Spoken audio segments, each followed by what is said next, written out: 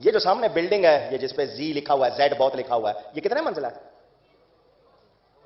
سید صاحب آپ ڈاکٹر ہیں، آپ کا بیان ذرا پکا ہوگا، کتنے منزلہ ہے؟ لو جی، ڈاکٹر سید انور نیازی صاحب کہتے ہیں 2 منزلہ ہے۔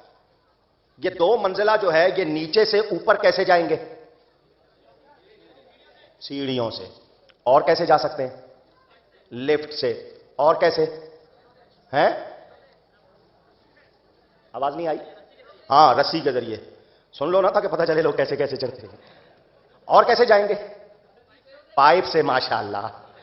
اور ہیلی کاپٹر سے۔ اور اچھا چلے، آپ ہزاروں کی تعداد میں بیٹھے ہیں، جو شخص بغیر سیڑھی، بغیر پائپ، رسی، بانس وغیرہ، ہیلی کاپٹر، لفٹ کے بغیر اوپر جا سکتا ہے، وہ ذرا سامنے آ جائے۔ جا سکتا ہے کوئی بغیر وسیلے کے اوپر؟ اونچی۔ اور اوپر سے نیچے آنا ہو تو ڈائریکٹ، ماشاءاللہ، سیدھا آئے گا، چھلانگ لگائے گا اور سیدھا۔ اب سمجھ لو اوپر بغیر وسیلے کے جا سکتے، اونچی۔ چلو اب آپ نے یہ مان لیا اوپر جانے کے لیے وسیلہ چاہیے، نیچے کے لیے نہیں چاہیے۔ اب سنو، جنت کہاں ہے؟ 7 آسمانوں کے اوپر۔ دوزخ کہاں ہے؟ 7 زمینوں کے نیچے۔ اور جنہوں نے اوپر جانا ہے وہ وسیلہ مانتے ہیں۔ یہ سمجھتے ہیں کہ اللہ تعالیٰ تک ڈائریکٹ نہیں پہنچا جا سکتا تو بزرگوں کو بیچ میں ڈال دیا جائے۔ اور پھر مثال کیا دیتے ہیں؟ کہتے ہیں دیکھیں جی، چھت پہ آپ ڈائریکٹ نہیں پہنچ سکتے، سیڑھی کے ذریعے پہنچیں گے، لیکن پوری زندگی سیڑھی کے اوپر کھڑے ہو کے گزار دیتے ہیں، یعنی بابوں کے قدموں میں رہتے ہیں، چھت تک نہیں پہنچتے پھر بھی۔ یعنی کبھی تو اللہ تک پہنچ جائے نا، پھر کہیں گے بابا جی سائڈ تے وہ تسی ہن سانو اللہ نال ڈائریکٹ ہون دیو۔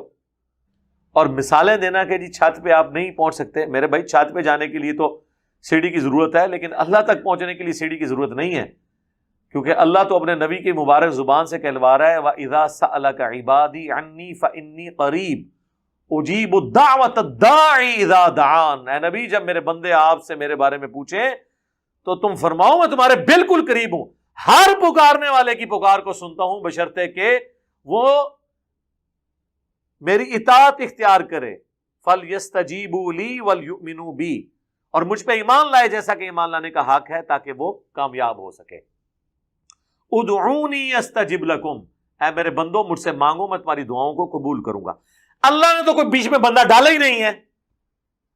کوئی قرآن کی ایک دعا دکھائیں انکلوڈنگ حضرت آدم علیہ السلام کی دعا کے جس میں کوئی بندہ بیچ میں ڈالا ہو اللہ نے۔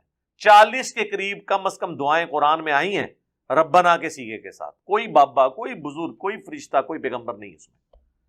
تو اللہ تو یہ کہہ نہیں رہا میں بندہ بیچ پانا ہے، تسی زبردستی مثالیں دے رہے ہو دنیا کی۔ اور پیر نصیر الدین نصیر صاحب نے کتاب لکھی نا پیری مریدی کی شرعی حیثیت، اور ایک اور کتاب الجواہر التوحیدیہ فی التعلیمات الغوثیہ، شیخ عبد القادر جیلانی کی کتاب ہے فتوح الغیب، توحید کے اوپر بڑی کلاس کی کتاب ہے، اتنی زبردست کہ امام ابن تیمیہ نے اس کتاب کی شرح لکھی ہے۔ تو اس کے اقتباسات جو ہے نا پیر نصیر الدین نصیر رحمہ اللہ نے نا جمع کیے الجواہر التوحیدیہ، یعنی توحید کے موتی شیخ عبد القادر جیلانی کی تعلیمات کی روشنی میں۔ اس میں انہوں نے لکھا ہے کہ یہاں لوگوں کو بڑا کرنے کے لیے ان کے ساتھ اللہ کا نام جوڑا جاتا ہے اور کہا جاتا ہے یہ اللہ کا ولی ہے یا اولیاء اللہ ہے، ٹھیک ہے۔ اللہ کا نام جوڑ کے اسے بڑا کیا جاتا ہے، جب وہ بڑا ہو جاتا ہے پھر اسی کو پکڑ کے رکھتے ہیں، پھر اللہ بیچ میں سے نکل جاتا ہے، صرف ولی رہ جاتا ہے۔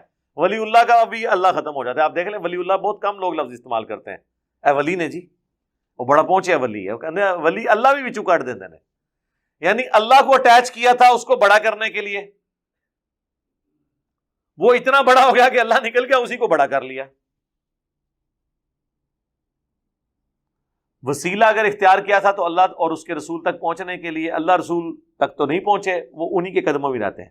کہتے ہیں کہ پہلے فنا فی الشیخ ہوتا ہے، پھر فنا فی الرسول، پھر فنا فی اللہ۔ ہم اس سے پوچھتے ہیں فنا فی اللہ بھی کوئی بندہ دکھائیں۔ پوری زندگی آپ اپنے شیخوں کو ہی چندے کھلاتے رہتے ہیں، انہی کے درگاہوں کے چکر لگاتے رہتے ہیں، اللہ تک تو آپ پہنچتے نہیں ہیں۔ ایون اگر کوئی کہ جی میں اللہ سے مانگوں گا، اللہ ہی حاجت روا، اللہ مشکل کشا ہے، اس کو کہتے ہیں وابیوں والی باتیں کر رہا ہے، یہ گستاخوں والی باتیں کر رہا ہے۔ اس کا مطلب ہے کہ آپ کی زندگی میں کبھی اللہ تک آپ نے پہنچنا نہیں ہے، کیونکہ آپ غلط ٹریک پہ چڑھ گئے ہیں۔ تو اس کا اینٹی وینم میں نے یہ رکھا ہوا ہے کہ اگر آپ اللہ کے لیے مثالیں بیان کریں گے نا، تو پہلی بات ہے قرآن میں آیا کہ اللہ تعالیٰ کے لیے مثالیں بیان نہ کرو۔ حتیٰ کہ یہاں تک آیا وَلَا تَقُولُوا عَلَى اللَّهِ إِلَّا الْحَقِّ، اللہ پہ مت کوئی بات کیا کرو مگر وہی جو حق پر مبنی ہے، جھوٹ نہ بولو. لا تغلو فی دینکم، اپنے دین میں غلو نہ کرو. اللہ نے تو یہ بیان کر دیا کہ میرے لیے کوئی مخلوق کی مثال بیان کی جائے سوائے ان مثالوں کے جو اللہ نے قرآن میں خود بیان کر دی. دوسرا، دنیا کی ساری مخلوقات، اس کائنات کی ساری مخلوقات مل کے قیامت والے دن اللہ کی عدالت میں کسی شخص کے خلاف جھوٹی گواہی دے دیں، یہ بالفرض ہے سمجھانے کے لیے. سارے جن، سارے فرشتے، سارے پیغمبر، سارے انسان جھوٹی گواہی دے دیں کسی بندے کے بارے میں، کیا اللہ تعالیٰ اس گواہی کو قبول کر کے اس بندے کے خلاف فیصلہ سنا دے گا؟ کیوں؟ دنیا میں تو ایسا ہی ہوتا ہے کہ اگر لوگ کسی شخص کے خلاف جھوٹی گواہی بھی دے دیں اور ظاہر ہے کہ کوئی ایکسٹرا کوئی ثبوت نہ ہو اس کو اپنی بے گناہی ثابت کرنے کے لیے، تو دنیا میں اس کی سزا ایگزیکیوٹ ہو جاتی ہے. تو آخرت میں بھی ہو جانی چاہیے، کیونکہ آپ تو دنیا کی مثالیں دیتے ہیں نا. تو دنیا کا اگر قاضی، کیونکہ قاضی کے پاس تو علم الغیب نہیں ہے، وہ جو سامنے گواہی ہے اس کی بنیاد پہ فیصلہ کر دیتا ہے، تو اللہ کو بھی چاہیے کہ وہ بھی فیصلہ کر لیں. اللہ فیصلہ نہیں کرتا. اس کا مطلب ہے اللہ کے لیے دنیا کے جسٹس کی مثال بھی نہیں دی جا سکتی، تو دنیا کی چھت اور سیڑھی کی مثال بھی اللہ کے لیے نہیں دی جا سکتی، کیونکہ اللہ تو بیچ میں ڈال ہی نہیں رہا کسی کو. وہ تو انسانیت کا میگنا کارٹا جسے کہا کرتے تھے ڈاکٹر اسرار صاحب، جو برٹن امپائر کے اندر حکمران سے رعایا ڈائریکٹ سوال پوچھ سکتی ہے، اس کے لیے جو رول بنایا گیا، وہ جو ایک پورا چارٹر تیار ہو، اسے میگنا کارٹا کہا جاتا ہے. تو ڈاکٹر اسرار صاحب فرماتے تھے انسانیت کا میگنا کارٹا سورۃ البقرہ کی آیت نمبر 186 ہے، وَإِذَا سَأَلَكَ عِبَادِي عَنِّي فَإِنِّي قَرِيبٌ.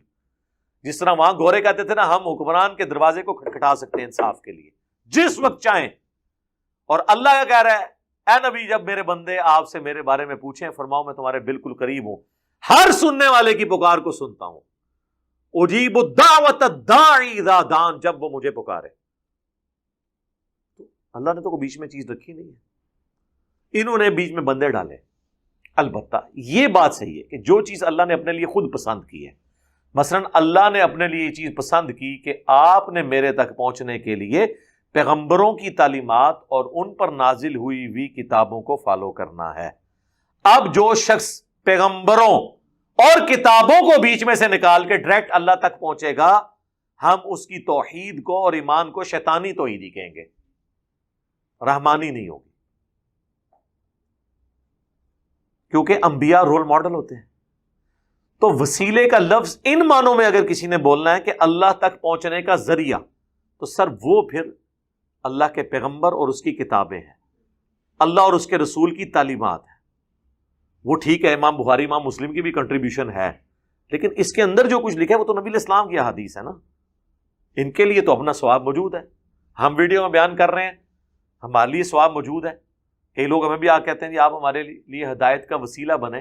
ہم ہمیشہ یہ کہتے ہیں کہ یار وہ وسیلہ تو اللہ کسی کو بھی بنا لیتا ہے. اصل مسئلہ یہ ہے کہ اللہ نے تمہارے لیے ہدایت کا فیصلہ کیا بسبب اس کے کہ تمہارے اندر کوئی رمق موجود تھی سچائی قبول کرنے کی.